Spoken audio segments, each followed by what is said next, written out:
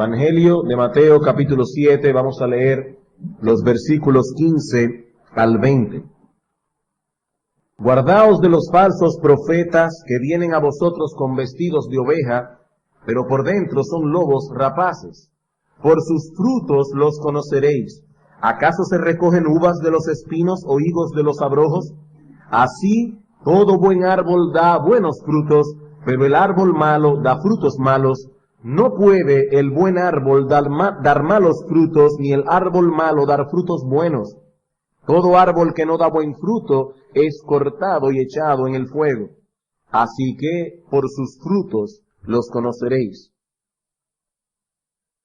Una de las equivocaciones más comunes que cometen los hombres que alguna vez han sentido inquietud por el destino de sus almas es el de pensar que lo que cuenta delante de Dios no es el contenido de lo que creemos, sino la sinceridad de nuestra fe.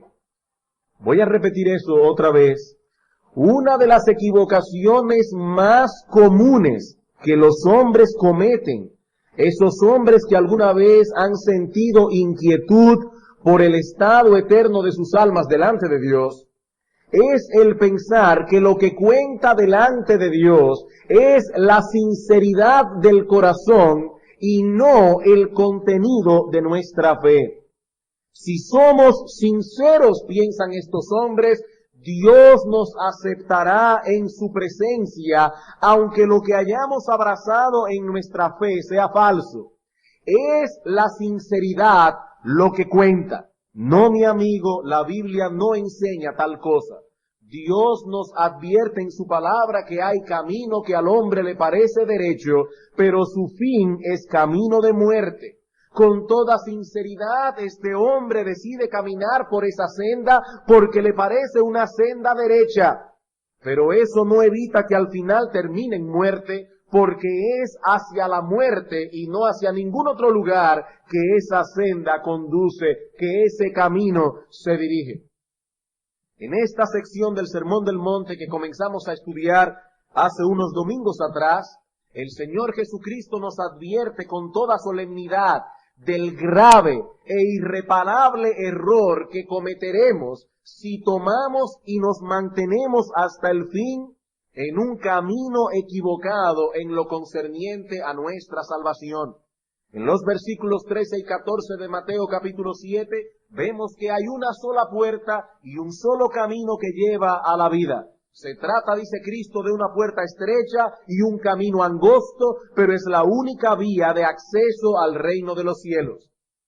Los que deciden entrar por la otra puerta, por la puerta ancha, y transitar por el camino espacioso, no importa qué tan sinceros lo sean y qué tan sincero lo hagan. Cristo dice aquí que esa senda los llevará a la destrucción. Versículo 13. Entrad por la puerta estrecha, porque ancha es la puerta y espacioso el camino que lleva a la perdición, y muchos son los que entran por ella. Porque estrecha es la puerta y angosto el camino que lleva a la vida, y pocos son los que la hallan. De ahí la advertencia que encontramos a continuación y que comenzamos a estudiar el domingo pasado. Guardaos de los falsos profetas. Si queremos entrar por la puerta estrecha y caminar sin contratiempos y sin tropiezos por el camino angosto, debemos guardarnos de estos hombres que se colocan en el umbral de la puerta estrecha para impedir el acceso de los pecadores que desean entrar por ella. Y no contentos con esto, los falsos profetas también se colocan a todo lo largo del camino angosto para estorbar lo más que puedan a los peregrinos. La semana pasada iniciamos el estudio de este pasaje sobre los falsos profetas, considerando en primer lugar la definición de un falso profeta. Si vamos a guardarnos de estos hombres, lo primero que tenemos que saber es qué son los falsos profetas. Y decíamos que se trata de hombres que hablan falsedad en el nombre de Dios. Hablan falsedad, pero en el nombre de Dios. En Jeremías 14:14 dice Dios acerca de los falsos profetas: falsamente profetizan los profetas en mi nombre. Yo no los envié, Yo no los mandé, yo no les hablé. Visión mentirosa, adivinación, vanidad y engaño de su corazón os profetizan. Pretenden hablar en nombre de Dios, vienen a nosotros con una Biblia en la mano, su lenguaje es muy similar al nuestro, pero lo que hablan, dice el profeta Jeremías, es el producto de sus propios corazones y en el peor de los casos, el producto de una influencia directa del maligno. Hermanos, el falso profeta no es aquel que niega abiertamente la existencia de Dios o el origen divino de las Escrituras. De ser así, sería muy fácil reconocer quién es un falso profeta. No, estos hombres hablan falsedad, pero lo hacen en el nombre de Dios y revistiendo sus mentiras de palabras y expresiones sacadas de las sagradas Escrituras. Citan un texto aquí, otro texto allá, generalmente fuera de contexto. Y de ese modo van construyendo todo su andamiaje de error. En segundo lugar, vimos el domingo pasado el engaño del falso profeta. ¿Qué dice el Señor en nuestro texto acerca de la apariencia de estos hombres que externamente parecen ser lo que no son? Vienen a nosotros vestidos de ovejas, pero por dentro son lobos rapaces. En otras palabras, se hacen pasar por hijos de Dios, pero en verdad son hijos del diablo. Sus palabras suaves y encantadoras traen consigo un veneno mortal. En Romanos capítulo 16, versículo 18, Pablo nos dice que estos hombres engañan los corazones de los ingenuos con suaves palabras y lisonjas. Y Pedro nos dice en 2 de Pedro 2:1 que ellos introducen encubiertamente herejías destructoras. Noten, hermanos, Pedro nos advierte que las herejías destruyen. Son herejías destructoras. El creer el error nos dañará de un modo u otro. ¿Y en qué consiste la enseñanza de estos hombres? ¿Qué es lo que generalmente predican? Esto fue lo último que comenzamos a considerar la semana pasada, la doctrina del falso profeta. Es imposible agrupar en un solo sermón todo lo que estos hombres enseñan, pero podemos dar algunas claves que nos permitan identificarlo. Y la semana pasada vimos la primera. Estos hombres procuran proveer consuelo a personas que no tienen garantía alguna de que serán consoladas. Estos hombres procuran proveer consuelo a personas que no tienen garantía ninguna de que serán consoladas. El ministerio del falso profeta casi siempre es muy consolador. En palabras del profeta Jeremías, curan la herida del pueblo con liviandad, diciendo paz, paz, y no hay paz. Jeremías 6:14. Estos hombres tienen la capacidad de aquietar la conciencia atribulada del impío, aun cuando éstos no se hayan vuelto de sus pecados a Dios. Ezequiel nos dice de estos hombres que entristecen el corazón del justo con mentiras y fortalecen las manos del impío para que no se aparten de su mal camino, infundiéndoles ánimo. Ezequiel 13:22. Al justo lo acusa de exagerado. Eso es lo que hace el falso profeta. Es un fanático. Al justo lo acusa de exagerado. Al impío le infunde falsas esperanzas. Eso es, hermanos y amigos, lo que hace primordialmente el falso profeta. He ahí su primera característica. Consuela al pecador rebajando los estándares del Evangelio. En segundo lugar, los falsos profetas se caracterizan en que sacrifican la verdad en aras de la popularidad. ¿Cuál es la segunda característica típica del falso profeta? Sacrifica la verdad en aras de la popularidad. Lucas capítulo 6, versículo 26. Lucas capítulo 6, versículo 26. ¡Ay de vosotros!, dice Cristo, cuando todos los hombres hablen bien de vosotros, porque así hacían los padres, vuestros padres, con los falsos profetas. ¡Ay de vosotros!, dice el Señor a sus discípulos, cuando nadie se sienta incómodo con vuestro ministerio, cuando todo el mundo los acepte, cuando estéis dispuestos a sacrificar la verdad con tal de obtener el favor de los hombres, ¡ay de vosotros! Porque esa es una característica típica de los falsos profetas. Ellos son capaces de hacer cualquier cosa con tal de mantener la buena opinión de los hombres.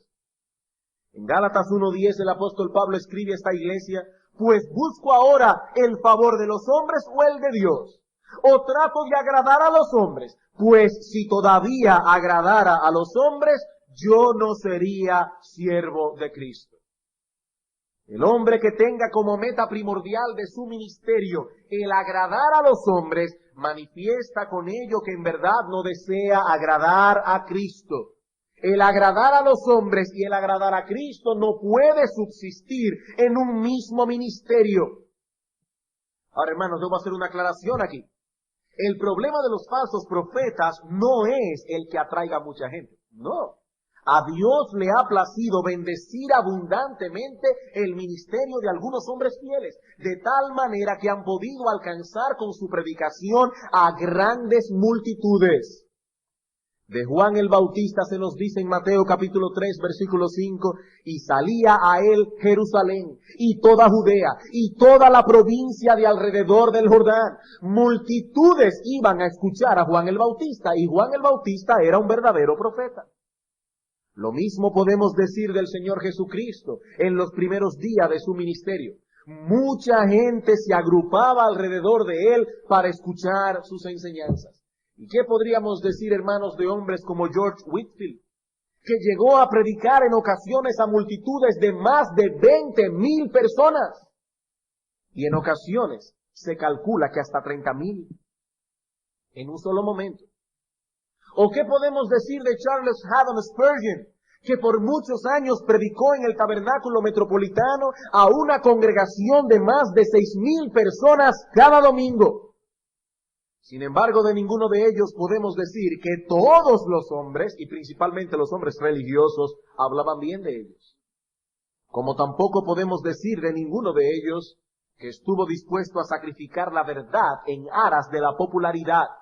El problema de los falsos profetas es que hacen la popularidad una meta. Ellos anhelan ser populares y con tal de lograr su propósito están dispuestos a eliminar de sus mensajes todo aquello que pueda resultar ofensivo. Lo mismo que están dispuestos a incluir en sus mensajes todo aquello que los hombres desean oír, aunque no sea verdad.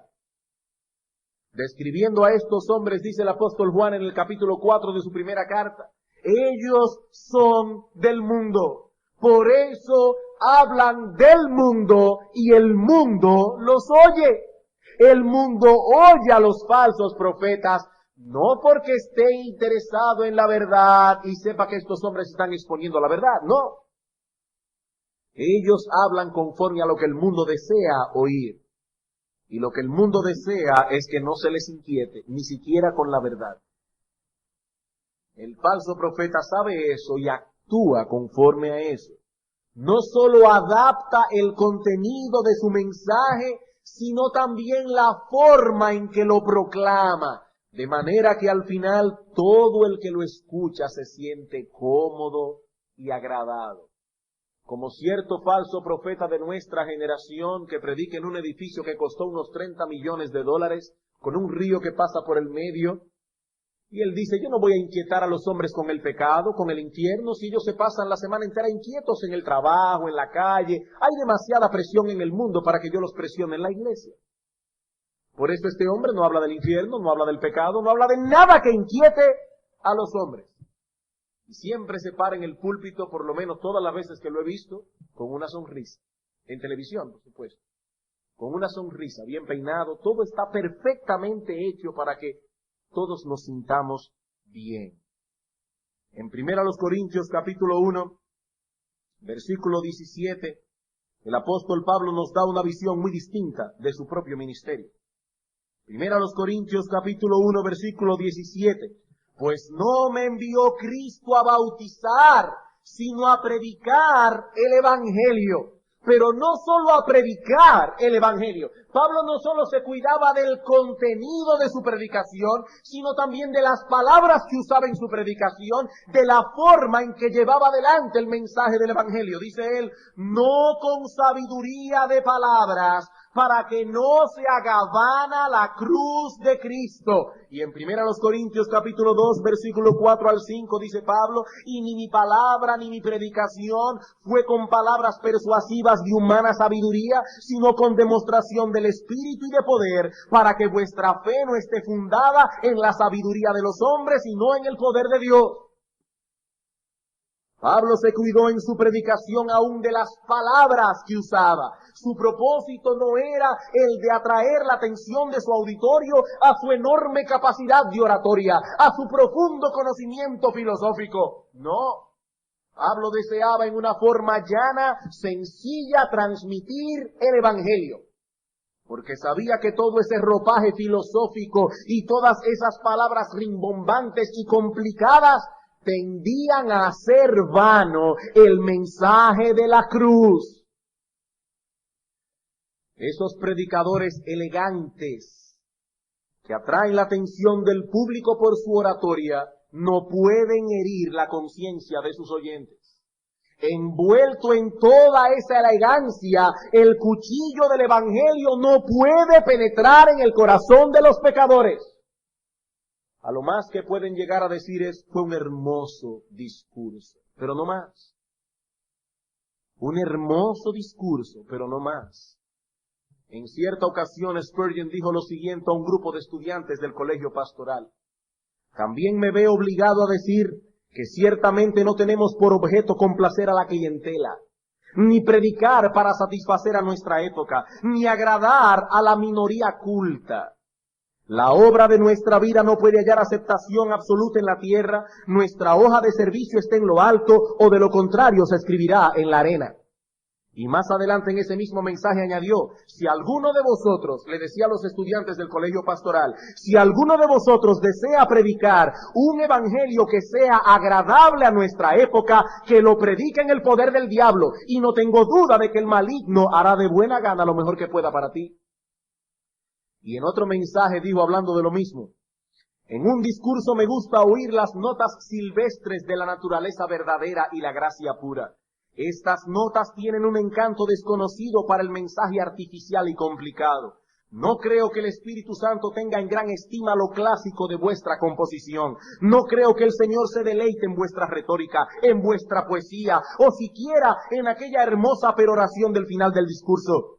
Si en el sermón hay fuego, vida y verdad, el Espíritu de vida obrará por medio de él, pero solamente en tal caso. Sed fervorosos y no necesitaréis ser elegantes. Y eso es precisamente lo que no encontraremos en el falso profeta. La verdad de donde emana el fuego y la vida. Aunque déjeme decirles algo, algunos falsos profetas son fervorosos.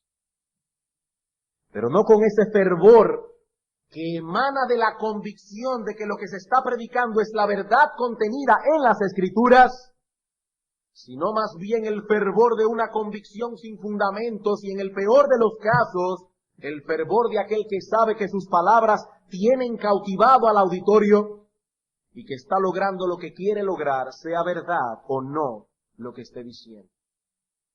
¿Y cuáles son, hermanos, aquellas verdades, aquellas cosas que el falso profeta distorsiona con tal de alcanzar esa popularidad que tanto anhela?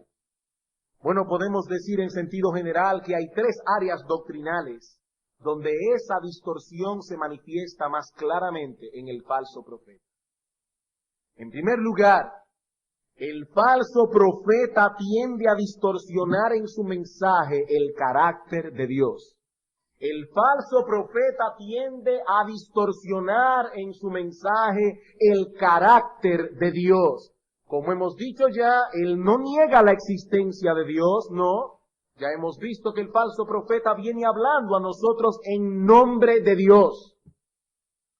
pero distorsionan el carácter del Dios que se nos revela en las Sagradas Escrituras. Si comparamos el Dios que estos hombres proclaman y el Dios de las Escrituras, veremos rápidamente que no son el mismo Dios. Jeremías capítulo 14, versículos 13 y 14. Libro del profeta Jeremías, capítulo 14, versículos 13 y 14. Jeremías 14, versículo 13. Y yo dije, Señor Jehová. Es aquí Jeremías hablando. He aquí que los profetas les dicen, no veréis espada, ni habrá hambre entre vosotros, sino que en este lugar os daré paz verdadera. Eso es lo que decían los falsos profetas.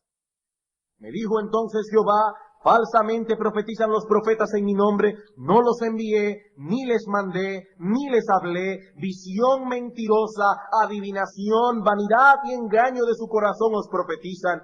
Por tanto, así ha dicho Jehová sobre los profetas que profetizan en mi nombre, los cuales yo no envié, y que dicen, ni espada ni hambre habrá en esta tierra. He aquí lo que dice el Señor esos profetas, con espada y con hambre serán consumidos esos profetas. Mientras Jeremías advertía al pueblo del juicio de Dios que caería sobre ellos por causa de sus pecados, estos hombres venían más atrás y decían al pueblo, no escuchen a Jeremías, este hombre es un pesimista, un amargado.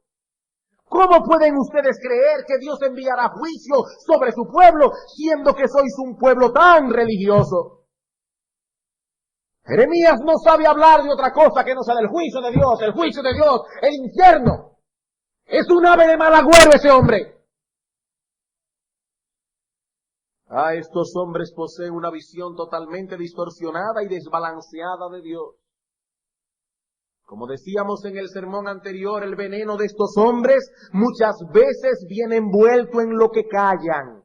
Sí, ciertamente Dios es amor y lleno de misericordia, pero eso no es todo lo que la Biblia nos dice acerca de Dios. Nuestro Dios también es infinitamente santo y justo. Su justicia no cancela su amor, es verdad, pero tampoco su amor cancela su justicia. Si enfatizamos una cosa por encima de la otra, ya no tendremos una imagen apropiada de Dios, sino más bien una caricatura. ¿Saben, hermanos y amigos, lo que es una caricatura, verdad? ¿Qué es lo que hace el caricaturista para plasmar en el papel una figura que se parezca a la persona que él desea representar, pero que al mismo tiempo resulte graciosa? ¿Qué es lo que hace el caricaturista para lograr ese efecto? Usted sabe que es la persona, pero le resulta graciosa la imagen del papel. El caricaturista distorsiona la imagen del individuo en cuestión, dándole preeminencia a algunos rasgos característicos de su fisonomía. Eso es lo que hacen los falsos profetas con la imagen espiritual de Dios. La distorsionan un tanto aquí y otro poco allá, de modo que lo que tenemos al final es una mera caricatura de Dios. Nos representan a un Dios tan y tan bueno, tan y tan misericordioso, que terminan ocultando detrás de su bondad y su misericordia la justicia y la santidad de Dios. ¿Saben, hermanos, cuál es el atributo divino que la Biblia exalta por encima de todos los demás? Su santidad. Su santidad. Nuestro Dios es un Dios santo. Su amor es un amor santo. Su misericordia es una misericordia santa. Su justicia y su ira es una ira y una justicia santa. La santidad de Dios permea todos los otros atributos que hacen a Dios ser Dios. Cuando proclamamos el nombre de Dios a los pecadores, debemos asegurarnos que entiendan que se trata de un Dios santo. Ese es el énfasis de las Escrituras. Pero hermanos, ¿cuál es el énfasis del evangelismo moderno? El amor de Dios. El amor de Dios. Dios te ama y tiene un plan maravilloso para ti. Hermanos, cuando vamos al pecador, si queremos ser bíblicos, no debemos abrir la puerta del evangelismo por el amor de Dios, sino por la santidad y la justicia de Dios. Lo que el pecador necesita conocer ante nada es que Dios es santo y que por lo tanto Él no pasará por alto nuestros pecados. No es que no hablemos del amor de Dios en nuestra predicación, porque ciertamente dice la Biblia que Dios amó de tal manera al mundo que ha enviado a su Hijo unigénito para que todo aquel que en Él cree no se pierda, mas tenga vida eterna. Pero aún en ese mismo texto tan conocido de los Evangelios, Juan 3:16, ¿en qué contexto se habla del amor de Dios? Aún en ese mismo texto, en el contexto de nuestra perdición. Lo que ese texto nos enseña es que el hombre está perdido sin el Hijo. El Hijo fue dado para que todo aquel que en Él cree, subrayen, no se pierda. Somos una raza de perdidos. Hemos transgredido la ley de un Dios santo. Y a menos que no creamos en el Hijo, la ira infinita de ese Dios santo caerá sobre nosotros algún día. Mi amigo, ¿sabes qué dice la Biblia acerca de Dios? En 1 de Juan capítulo 1 versículo 5 dice el apóstol Juan, este es el mensaje que hemos oído de Él. Dios es luz y no hay ningunas tinieblas en Él. Dios es luz y es precisamente ese el aspecto de Dios que más aborrece el pecador. Juan capítulo 3. Juan capítulo 3, versículo 19. Y esta es la condenación, que la luz vino al mundo, y los hombres amaron más las tinieblas que la luz, porque sus obras eran malas, porque todo aquel que hace lo malo aborrece la luz y no viene a la luz, para que sus obras no sean reprendidas. El mundo no tiene inconvenientes en que se le hable de un Dios de amor.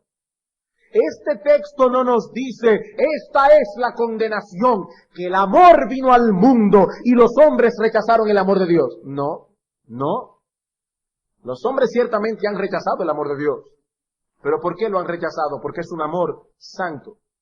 Lo que el pecador rechaza con todas las fuerzas de su corazón, a menos que Dios no haga una obra poderosa de transformación en él, es la santidad de Dios. Por eso prestan atención a los falsos profetas, porque proclaman un evangelio cuya puerta de entrada es tan ancha que no tenemos que enfrentarnos seriamente con nuestros pecados. Eso es precisamente lo que ellos quieren oír. Alguien que no los enfrente con la santidad de Dios ni con la santidad de su ley. En segundo lugar, el falso profeta no solo distorsiona la doctrina bíblica del carácter de Dios, sino también la doctrina bíblica de la pecaminosidad del hombre. Sino también la doctrina bíblica de la pecaminosidad del hombre. No que los falsos profetas evadan por completo hablar del pecado, no. O que nieguen abiertamente la realidad de que el hombre es pecador, tampoco. Pero hablan del pecado en términos tan generales que nadie se siente incómodo ni ofendido al escucharle. Seguramente no hay nadie aquí en esta mañana que sea capaz de negar el hecho de que es pecador, a menos que no esté bien de la cabeza. Si salimos por la calle y entrevistamos a un grupo de personas al azar y le preguntamos, amigo, ¿es usted perfecto? ¿Podría usted decir con sinceridad de corazón que usted nunca ha pecado? Todos responderán con toda probabilidad con un rotundo no. Por supuesto que no soy perfecto. Eso todo el mundo lo sabe. Y mientras mantengamos nuestra predicación dentro de ese marco general, nadie se molestará con nosotros. ¿Sabían ustedes, hermanos, que la palabra sermón, de lo que he oído, viene del latín que significa estocada? Una estocada es lo que hace un espadachín con la espada cuando golpea con la espada y clava al contendor. Bueno, este es el sermón, una estocada. Alguien decía que hay ciertos predicadores que son como esos individuos de circo que ponen a una mujer, se vendan los ojos, le tiran muchos cuchillos, pero el juego está en que el cuchillo nunca se le pega a la mujer. Hay predicadores que son así, ellos tiran muchos cuchillos, pero de tal manera que no se le pegue a nadie para que nadie se sienta ofendido. Mientras mantengamos nuestra predicación en esa manera general, nadie se siente ofendido. Pero ¿sabes tú, mi amigo, lo que la Biblia dice acerca del hombre? ¿Sabes tú cómo la Biblia te describe a ti, a mí o a cualquiera de nosotros? No solo como un pecador en sentido general, no. La Biblia dice de nosotros que estamos tan dañados, tan podridos por causa de nuestro pecado, que no hay nada en nosotros, desde la punta de la cabeza hasta la punta del pie, que Dios considere bueno. Que no hay nada que podamos hacer que sea agradable en la presencia de Dios. Que no hay nada que podamos hacer que pueda atraer su favor. Eso eres tú, eso soy yo, cualquiera de nosotros. Estamos podridos, dice Dios. Es tal nuestra condición que dice el profeta Isaías, que todos nosotros, tú, yo, somos como suciedad, y que las cosas buenas que hacemos, nuestras obras de justicia, son un trapo de inmundicia a los ojos de Dios. No es que somos pecadores, no somos perfectos, cualquiera comete una falta, no, es que estamos podridos, espiritualmente hablando. Y si eso ya te parece terrible, la Biblia todavía dice algo más. La Biblia dice que el hombre está totalmente imposibilitado de salir por sí mismo de semejante condición. Totalmente imposibilitado de salir por sí mismo de semejante condición. Ese es el cuadro que la Biblia nos presenta acerca del hombre. Pero no del hombre. No, mi amigo. Yo no quiero ser como estos predicadores de circo. Eso es lo que la Biblia dice acerca de ti y acerca de mí. Romanos capítulo 8. Recuerdo haber leído en una ocasión de un hombre que, uno de los presidentes de los Estados Unidos de Norteamérica, que fue a una iglesia a escuchar un sermón de la palabra de Dios, y parece que ese día el predicador no quería pisar callos innecesarios, dado que tenía al presidente de los Estados Unidos en su congregación. Y cuando salió de la puerta de la iglesia, la esposa, que no pudo ir ese día, le preguntó, o estaba cuidando a los niños, no sé cómo fue el asunto, pero la cosa es que la esposa le preguntó, ¿de qué habló hoy el predicador? Y el presidente le respondió, habló del pecado. Sí, pero ¿qué dijo del pecado? Dice, bueno, de lo que yo pude deducir, él no está de acuerdo con eso. Fue todo lo que pudo decir. Ella se dio cuenta que el predicador no estaba de acuerdo con el pecado, pero nada más, nada más. Romanos capítulo 8, versículos 7 al 8, dice el apóstol Pablo, por cuanto los designios de la carne son enemistad contra Dios, porque no se sujetan a la ley de Dios, ni tampoco pueden. Y los que viven según la carne no pueden agradar a Dios. Que dice el texto, los designios de la carne son enemistad contra Dios. Somos por naturaleza enemigos de Dios. Ahora, ¿de qué Dios? ¿De qué Dios es que somos enemigos? Porque no somos enemigos del Dios utilitario que predican los falsos profetas, ¿no? Pero sí enemigos de ese Dios que se nos revela en las Escrituras, cuyo amor y misericordia no cancelan ni anulan su santidad y su justicia. Mientras se nos presente a un Dios utilitario, al cual podemos acudir en tiempo de necesidad en busca de consuelo y protección, no tenemos ningún problema. Todos amamos a ese Dios. Pero tan pronto nos hablan de ese Dios soberano, que tiene derecho a regirnos por los estándares de su ley, cuyo perdón incluye necesariamente el liberarnos de la esclavitud del pecado, para que vengamos a ser esclavos de Dios. Cuando se nos presenta a ese Dios, entonces reaccionamos como aquellos hombres de quienes nos habla el Señor Jesucristo en Lucas 19:14. No queremos que éste reine sobre nosotros. No, así no. Queremos el cielo, pero no su gobierno.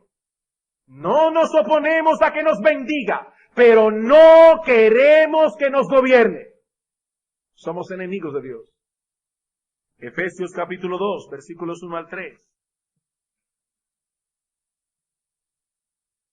Y Él os dio vida a vosotros cuando estabais muertos en vuestros delitos y pecados, en los cuales anduvisteis en otro tiempo siguiendo la corriente de este mundo, conforme al príncipe de la potestad del aire, el espíritu que ahora opera en los hijos de desobediencia, entre los cuales también todos nosotros, Pablo incluye a sí mismo en la declaración, vivimos en otro tiempo en los deseos de nuestra carne, haciendo la voluntad de la carne y de los pensamientos, y éramos por naturaleza hijos de ira, lo mismo que los demás. Pablo dice que éramos por naturaleza un montón de heno que sería quemado tarde o temprano por la ira de Dios. Muertos, dice Pablo, así estábamos en nuestros delitos y pecados. Efesios capítulo 4, una página más adelante, versículo 17. Esto pues digo y requiero en el Señor, que ya no andéis como los otros gentiles, que andan en la vanidad de su mente, teniendo el entendimiento entenebrecido, ajenos de la vida de Dios, por la ignorancia que en ellos hay, por la dureza de su corazón, los cuales después que perdieron toda sensibilidad, se entregaron a la lascivia para cometer con avidez toda clase de impureza. Primera los Corintios 2:14, el hombre natural no percibe las cosas que son del Espíritu de Dios, porque para él son locura y no las puede entender, porque se han de discernir espiritualmente. He ahí, mi amigo, el cuadro bíblico. Tenemos el entendimiento entenebrecido. Somos enemigos de Dios. No podemos agradar a Dios. Estamos muertos espiritualmente hablando. Ese es el diagnóstico bíblico, pero eso no es lo que el hombre quiere oír. El hombre prefiere prestar atención a todo aquello que tienda a alimentar nuestra autoestima, una palabra que está de moda en el día de hoy, y que algunos cristianos, y hermanos, a veces he oído aún hermanos de esta iglesia, hablar de lo importante que es tener autoestima. Hermanos, eso es una herejía del infierno. Eso es una herejía del infierno. Eso vino del diablo mismo. Autoestima. Por todas partes se nos habla de autoestima. El problema del hombre es que tiene demasiado autoestima. Pastor, ¿y qué pueden decir ustedes los que tienen complejo de inferioridad? ¿Que tienen demasiado estima de sí mismo? Cuando un individuo llega a un lugar y no se atreve a abrir la boca porque teme meter la pata, ¿cuál es su problema? Que se ama tanto a sí mismo que tiene problemas en que no quiere fallar. El problema de esa persona no es baja autoestima. El problema del hombre es que tiene una estima demasiado alta y lo que hace el Evangelio es bajar esa estima hasta el piso. Pero hay algunos que prefieren oír a psicólogos antes que oír lo que dice Dios en su palabra. ¿Qué autoestima puede tener un hombre a quien Dios describe como un gusano? ¿Qué autoestima se puede decir de un hombre del cual Dios dice en su palabra que todas sus obras de justicia son un trapo de inmundicia delante de él? ¿De qué autoestima estamos hablando aquí? Pero eso es lo que el hombre quiere oír. Que le hablen de su sentido de valía personal. Queremos que alguien nos diga que somos maravillosos, que somos extraordinarios. Y eso es precisamente lo que el falso profeta hace, alimentar el orgullo y la soberbia del hombre. Yo estoy bien, tú estás bien, todos estamos bien.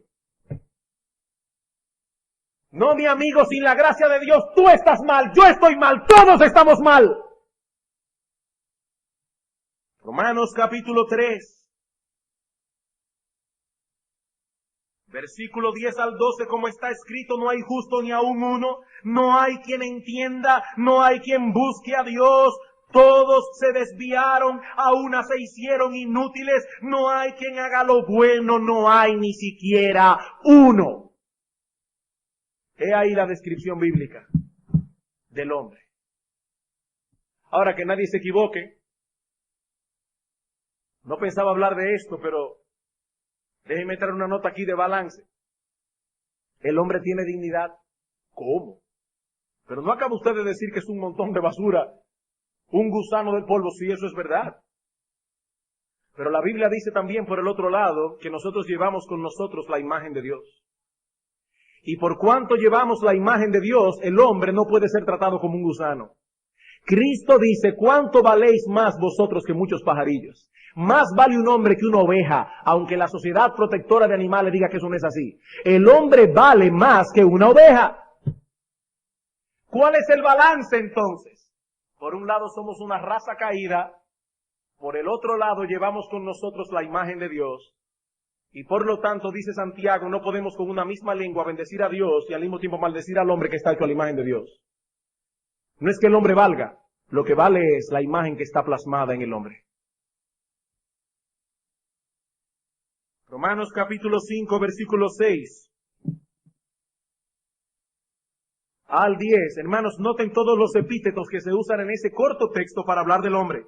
Porque Cristo, cuando aún éramos débiles, a su tiempo murió por los impíos. Ciertamente apenas morirá alguno por un justo, con todo pudiera ser que algunos hará morir por el bueno, mas Dios muestra su amor para con nosotros en que siendo aún pecadores, Cristo murió por nosotros.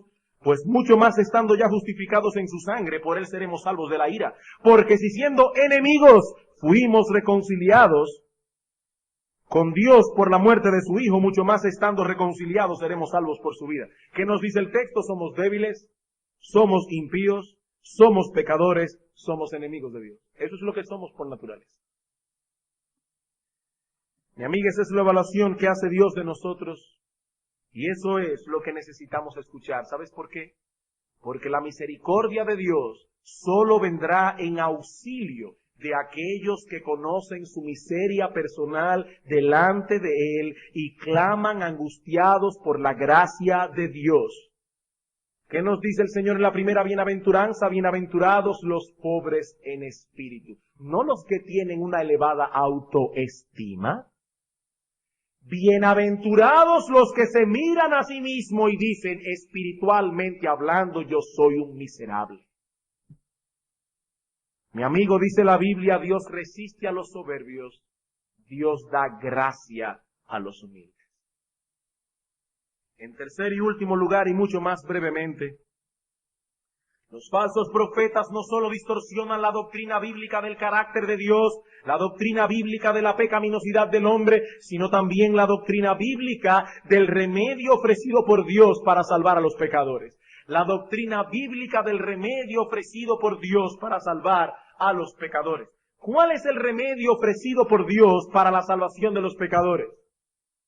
Dios envió a su Hijo a morir en una cruz para pagar la deuda de aquellos que el Padre había elegido desde antes de la fundación del mundo. He ahí el remedio. Dios el Hijo muriendo por los pecadores. Mi amigo, Dios el Padre, en su justicia infinita, no podía aceptar otro pago que la sangre de Dios el Hijo, derramada en la cruz del Calvario, no por sus propios pecados, sino por los nuestros.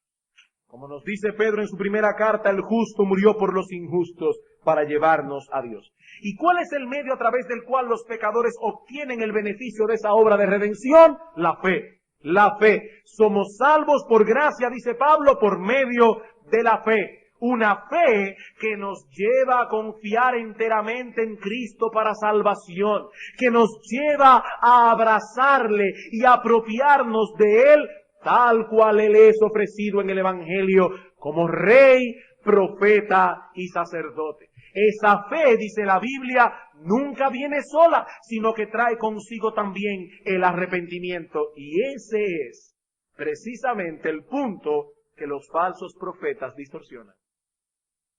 Ellos nos hablan de una fe en Cristo que no lleva al hombre a repudiar su vida de pecado, que no lleva al hombre a someterse a la voluntad, al señorío y al gobierno de Dios sobre su vida. Se trata de una fe desprovista de significado, algo meramente sentimental y místico. Debes confiar en Jesús. Sí, eso está muy bien. Pero ¿qué significa realmente confiar en Jesús? ¿No significa acaso dejar de confiar en nosotros mismos? ¿No significa confiar en Jesús el llegar a entender que hasta ahora hemos sido guiados por nuestros deseos, por nuestros principios, por nuestros impulsos y que ya no debemos seguir viviendo así? El que no se arrepiente de su vida pasada sigue confiando en sí mismo. Y si piensa que puede seguir confiando en sí mismo, ¿para qué fue a Cristo? ¿Para qué fue a Cristo? ¿Buscando qué? Eso es un contrasentido. Vamos a Cristo porque entendemos que nada podemos sin Él. Porque entendemos que toda nuestra vida hemos vivido, como dice Pablo en Efesios capítulo 2, sin esperanza y sin Dios en el mundo. Mi amigo, no es un ticket al cielo lo que deseamos de Cristo, sino tener acceso a Dios por medio de Él. No es un ticket al cielo, lo que deseamos es tener acceso a Dios por medio de Él. Ay, ¿por qué debemos desear tener acceso a Dios? Porque queremos que Él nos guíe, porque queremos que Él nos gobierne, porque queremos vivir para Él, porque queremos agradarle a Él. ¿Cómo puede una persona entonces decir que confía en Cristo, que ha depositado su fe en Cristo, si al mismo tiempo rechaza el gobierno de Dios sobre su vida? Una vez más me pregunto, ¿para qué fue a Cristo entonces? ¿Para qué fue a Cristo? Hermanos, el creer en Cristo implica necesariamente el dejar de creer en nosotros mismos y por lo tanto implica necesariamente el arrepentimiento de toda una vida guiada por nosotros mismos, vivida para nosotros mismos y no para la gloria de Dios. ¿Ves, mi amigo? No podemos separar la fe del arrepentimiento. Y el arrepentimiento no es otra cosa que la disposición de divorciarnos de nuestra vida de pecado. El que no está dispuesto a dar media vuelta y a caminar en un rumbo totalmente contrario al que ha venido siguiendo hasta ahora, en realidad esa persona no ha creído. No ha creído. Pero el falso profeta no incluye esto en su mensaje. Sabiendo que esto no es popular, nos habla de una fe y de un confiar en Jesús que a la larga no es otra cosa que la de procurarnos una especie de hado celestial que nos acompañe en tiempos de soledad, que nos socorra en tiempos de necesidad, pero nada más. Y oímos a estos hombres decir, Jesús quiere ser tu amigo. No hay nada más hermoso que tener un amigo como Jesús. ¿Han oído eso, verdad? ¿Qué amigo como Jesús? Y si oye, bueno, a mí me suena mal, yo no sé a otros, pero hay otros que les suena bien. Hay personas que les fascina oír hablar ese tipo de gente. Hablan de Jesús. Y Jesús, y que ellos tienen a Jesús como su amigo, pero nada dicen acerca del hecho de que ser amigos de Jesús significa al mismo tiempo levantarse en pie de guerra contra el diablo y contra el mundo y sobre todo contra las corrupciones que habitan en nuestro propio corazón. Eso es ser amigo de Jesús. Oh almas adúlteras, dice Santiago, ¿no sabéis que la amistad del mundo es enemistad contra Dios? Cualquiera pues que quiera ser amigo del mundo se constituye enemigo de Dios. No podemos ser amigos de Jesús siendo al mismo tiempo amigos del mundo, amigos de nuestro pecado. Eso, dice Santiago, es un alma adúltera. No podemos seguir ampliando este tema por causa del tiempo.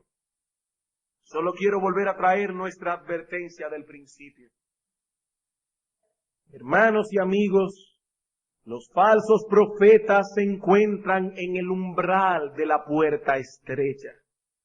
listos para atacar a todos aquellos que han sido despertados a su necesidad espiritual delante de Dios.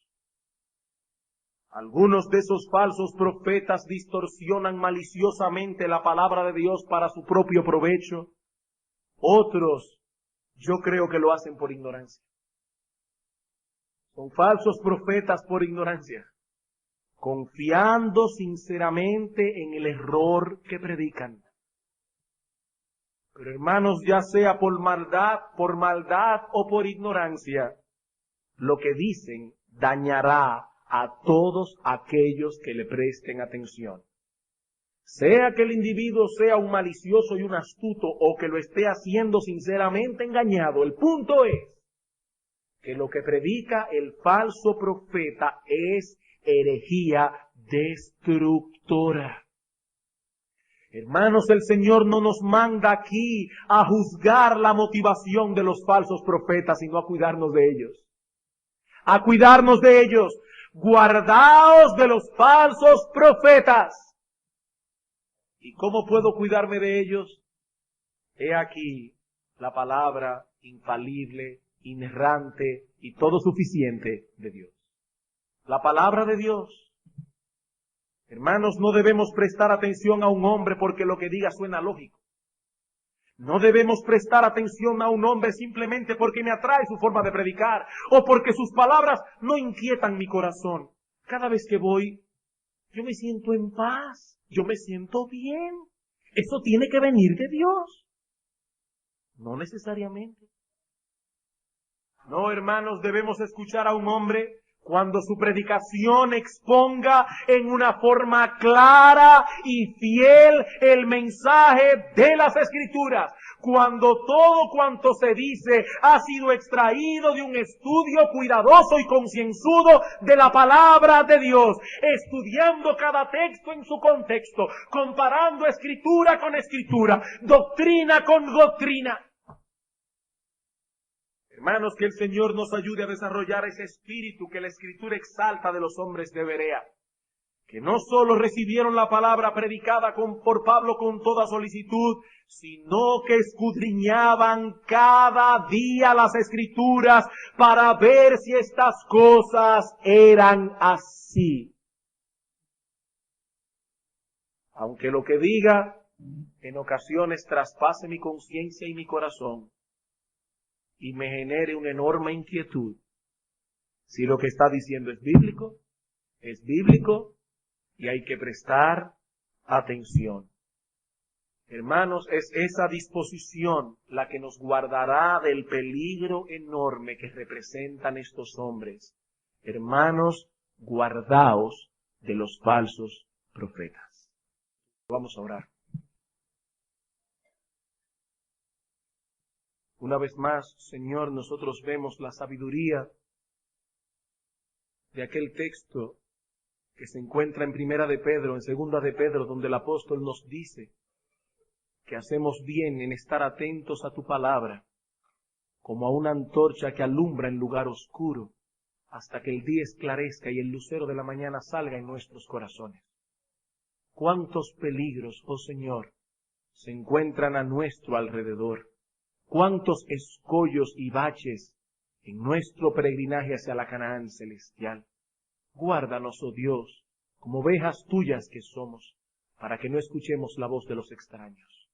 Y ayuda a muchos que están aquí en esta mañana, en el umbral de la puerta estrecha, para que no sean engañados y extraviados y guiados a tomar por la puerta ancha. Señor, una vez más te imploramos que por medio de tu Espíritu y tu palabra que ha sido predicada, muchos puedan venir hoy al arrepentimiento. Te lo pedimos y te lo suplicamos a ti, en el nombre de Jesús.